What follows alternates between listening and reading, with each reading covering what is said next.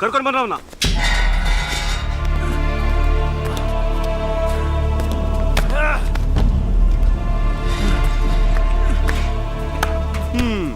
ಹೇಗಿದೆ ಈಗ?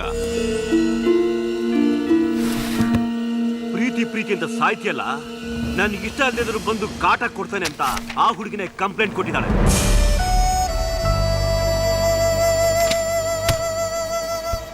ನನ್ನ ಮಗನೇ, ಇನ್ ಮುಂದೆ ಅವಳ ಮನೆ ಸುತ್ತಮುತ್ತ ಏನಾದ್ರೂ ಕಾಣಿಸ್ಕೊಂಡ್ರೆ ನೀನ್ ಯಾರೇ ಆಗಿರು, ನಿನ್ ಹಿಂದೆ ಎಂತ ಸಪೋರ್ಟ್ ಇದ್ರು ಸರಿ, ಮಿಸ್ಸಿಂಗ್ ಲಿಸ್ಟ್ ಅಲ್ಲಿ ಸೇರ್ಕೋತ್ಯಾ. ಹೋಗ್ತಾ ಇರು.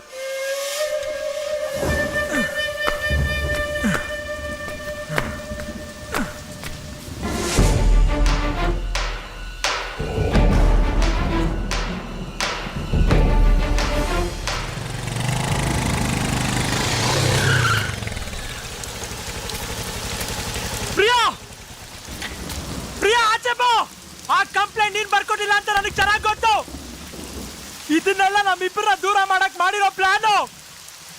ನನಗ್ ನಿನ್ ಮೇಲೆ ನಂಬಿಕೆ ಇದೆ. ನೀನ್ ಆಚೆ ಬಾ ಪ್ರಿಯಾ, ನಾನು ಆಕಾಶ್ ಬಂದಿದ್ದೇನೆ.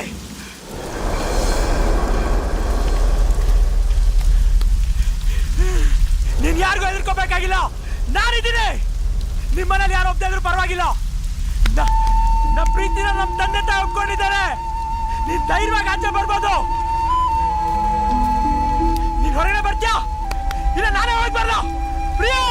ಅಯ್ಯಯ್ಯ, ಯಾರಯ್ಯ ಅದು ಮಧ್ಯರಾತ್ರಿಲಿ? ಯಾಕಯ್ಯ ಸುಮ್ಮನೆ ಕೂಕತ್ತೀಯ? ಅವ್ರು ನಿನ್ನೆನೆ ಮನೆ ಖಾಲಿ ಮಾಡ್ಕೊಂಡು ಹೋದ್ರು.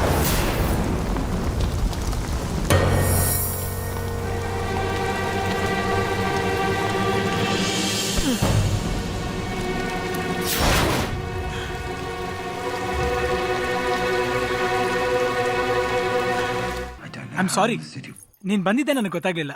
ನೀವ್ ಓದಿರೋರು ತಾನೆ?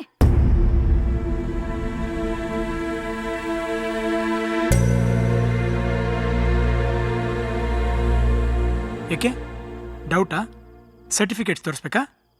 ಅಲ್ರಿ, ಓದಿದ್ದೀರಾ, ಎಲ್ಲಾನು ತಿಳ್ಕೊಂಡಿರೋರ್ ತರ ಕಾಣ್ತೀರಾ. ಮದ್ವೆ ಆಗಕ್ ಮುಂಚೆ ಹುಡುಗಿನ ನಿನಗೆ ಒಪ್ಪಿಗೆ ಇದೆಯೋ ಇಲ್ವೋ ಅಂತ ಒಂದ್ ಮಾತು ಕೇಳ್ಬೇಕು ಅನ್ಸ್ಲಿಲ್ವಾ? ನೀನ್ ಒಪ್ಕೊಂಡಿದ್ಯಾ? ಅದಕ್ಕೆ ನನ್ನ ತಂದೆ ತಾಯಿ ನೀನು ಇಷ್ಟಪಟ್ಟಿದ್ದಾರೆ ಅನ್ಕೊಂಡು ನಾನ್ ಮದ್ವೆ ಆದೆ. ಅಂದ್ರೆ ನಿಮ್ ತಂದೆ ತಾಯಿ ಇಷ್ಟಪಟ್ಟಿದ್ದಕ್ಕೆ ನೀವು ಮದ್ವೆ ಆದ್ರಿ ಅಲ್ಲ? ಅದು ನಿಮ್ ಸ್ವಂತ ಜೀವನ, ಅದನ್ನ ಸೆಲೆಕ್ಟ್ ಮಾಡ್ಕೊಳ್ಳೋ ಸ್ವಾತಂತ್ರ್ಯ ನಿಮ್ದು ಅನ್ನೋ ಸಾಮಾನ್ಯ ಜ್ಞಾನನೂ ಇಲ್ವಾ ನಿಮ್ಗೆ? ಸರಿ, ನನಗಿರ್ಲಿಲ್ಲ. ನೀನಾದ್ರೂ ಬಂದು ನನ್ನ ಹತ್ರ ಮಾತಾಡಿ ನನಗೆ ಈ ಮದುವೆ ಇಷ್ಟ ಇಲ್ಲ ಅಂತ ಹೇಳ್ಬೋದಾಗಿತ್ತಲ್ಲ.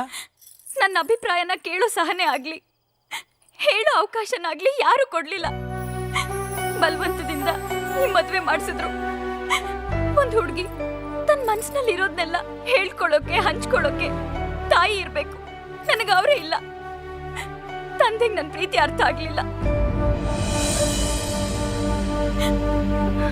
ನೋಡಿ, ನೀವ್ ನನ್ ಕುತ್ತಿಗೆಗೆ ತಾಳಿ ಕಟ್ಟಿರ್ಬೋದು, ಆದ್ರೆ ನಾನು ಇಷ್ಟಪಟ್ಟಿರೋದು, ನನ್ನ ಮನಸ್ಸಿನಲ್ಲಿ ಗಂಡನ ಸ್ಥಾನದಲ್ಲಿ ಕೂತಿರೋದು ನನ್ನ ಹೇಮಂತೆ.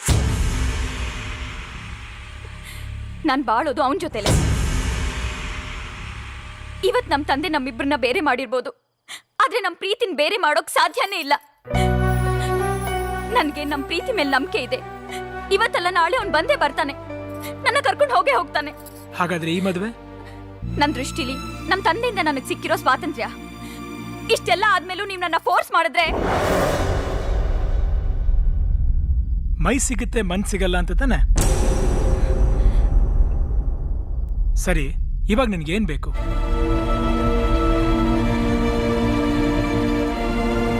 ಡೈವರ್ಸ್.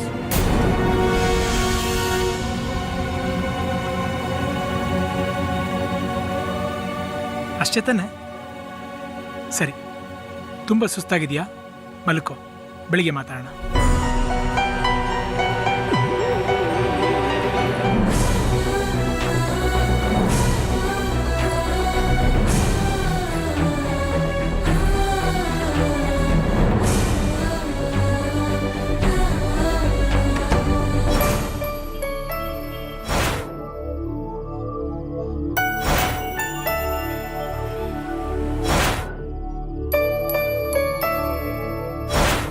ಆಕಾಶ್, ಆಕಾಶ್, ಏನೋ?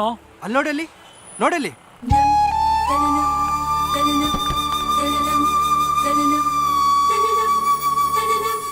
Hey, hey, hey, hey, hey, hey, hey.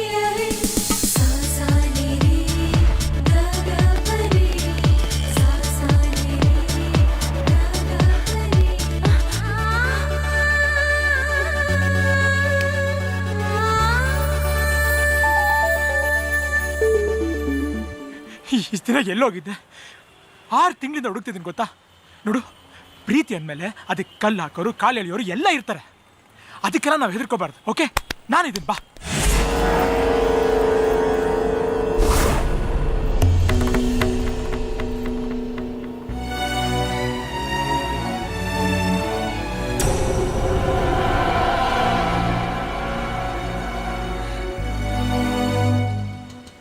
ಈಗ ನಾನು ನಿಮ್ಮ ಪ್ರಿಯ ಅಲ್ಲ, ನಂಗೆ ಅತ್ತೆ ಮಾವ ಗಂಡ ಅಂತ ದೊಡ್ಡ ಫ್ಯಾಮಿಲಿನ ಇದೆ.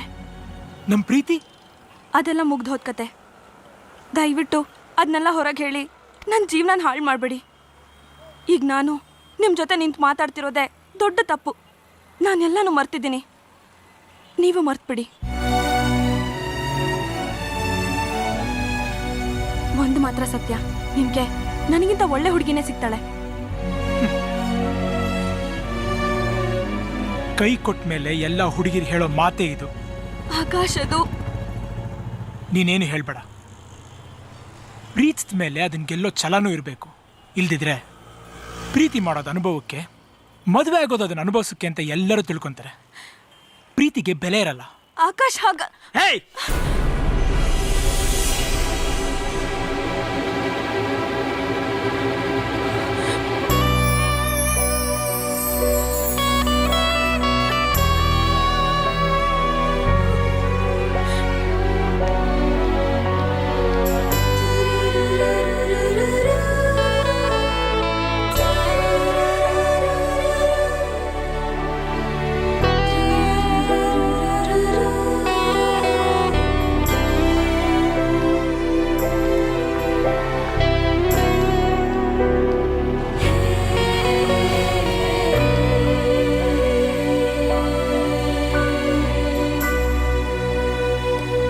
ಪ್ರಿಯಾ, ಏನಾಯ್ತು?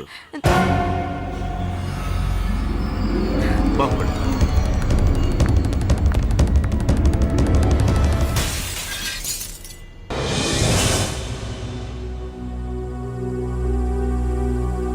ಮೈಸೂರು ಬಿಟ್ಟು ಬೆಂಗಳೂರಿಗೆ ಬಂದು ಇದೇನೋ ನಿನ್ನ ಅವಸ್ಥೆ ಕೊಡ.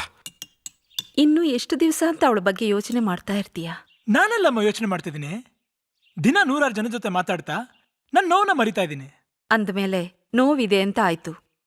ಅದಕ್ಕೆ ಪರಿಹಾರ ಏನು ಅಂದ್ರೆ, ನಾವಿಬ್ಬರು ನೋಡಿರೋ ಹುಡುಗಿನ ನೀನು ಮದುವೆ ಆಗ್ಬೇಕು.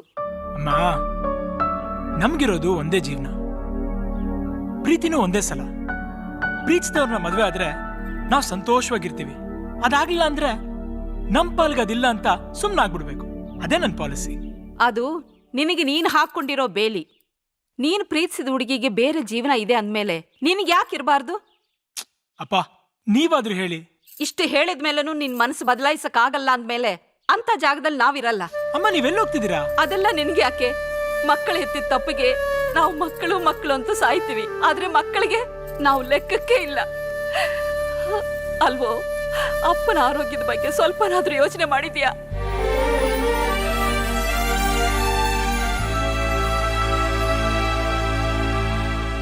ನಾನ್ ಮದುವೆಗೆ ಒಪ್ಕೊಂಡ್ರೆ ನಿಮಗ್ ಸಂತೋಷನಾ? ಹೌದು ಕಣೋ. ಸರಿ, ಹಾಗಾದ್ರೆ. ನಿಜವಾಗ್ಲು ಹುಡುಗಿ ತುಂಬಾ ಚೆನ್ನಾಗಿದ್ದಾಳೆ. ನೀನ್ ಒಳ್ಳೆ ಜೋಡಿ. ನಾನೇ ಸೆಲೆಕ್ಟ್ ಮಾಡಿದ್ದು. ನೀನ್ ಅವಳ ಮದುವೆ ಮಾಡ್ಕೊಂಡ್ರೆ ಜೀವನದಲ್ಲಿ ತುಂಬಾ ಸಂತೋಷವಾಗಿರ್ತೀಯ. ಬೇಕಂದ್ರೆ ಹುಡುಗಿ ಫೋಟೋ ನೋಡು. ಮೇಡಮ್, ಯಾಕೋ? ನಾನ್ ಪ್ರೀತಿಸಿದ ಹುಡುಗಿ ಬಗ್ಗೆ ಯಾವುದೇ ಪ್ರಶ್ನೆ ಕೇಳಿದೆ ನಮ್ಮ ಮದುವೆಗೆ ಒಪ್ಕೊಂಡಿದ್ದೀರಿ. ನಾನು ಅಷ್ಟೇ. ನಿಮ್ ಸಂತೋಷನೇ ನನ್ ಸಂತೋಷ. ಅಯ್ಯೋ ನನ್ ಕಂದ.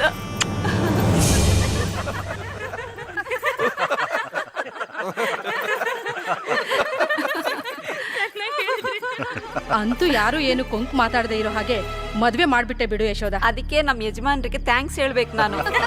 ಹೂನಮ್ಮ, ಒಬ್ಬನೇ ಮಗ, ಶಾಸ್ತ್ರ ಸಂಪ್ರದಾಯದ ಪ್ರಕಾರನೇ ಮದುವೆ ಮಾಡ್ಬೇಕು ಅಂತ ಪ್ರಾಣ ಹಿಂಡ್ಬಿಟ್ಲು. ಈಗ ಸಮಾಧಾನ ಆಯ್ತೇನೆ? ಆಗಲ್ವಾ ಮತ್ತೆ? ಹೌದು, ರೋಹಿತರು ಯಾವ ಕಡೆಯವರು? ಇವ್ರ ಫ್ರೆಂಡ್ ಅಂತೆ. ಅವ್ರು ಮದ್ವೆ ಮಾಡಿಸಿದ ಅಷ್ಟು ಜನನು ಚೆನ್ನಾಗಿದಾರಂತೆ. ಮತ್ತೆ ಒಳ್ಳೆ ಮುಹೂರ್ತ ನೋಡಿ ಮಂತ್ರ ಹೇಳಿಸಿ ಅಕ್ಷತೆ ಹಾಕಿ ಆಶೀರ್ವಾದ ಮಾಡಿದ್ರೆ ಗಂಡ ಹೆಂಡತಿ ಯಾವಾಗಲೂ ಸುಖವಾಗಿರ್ತಾರೆ.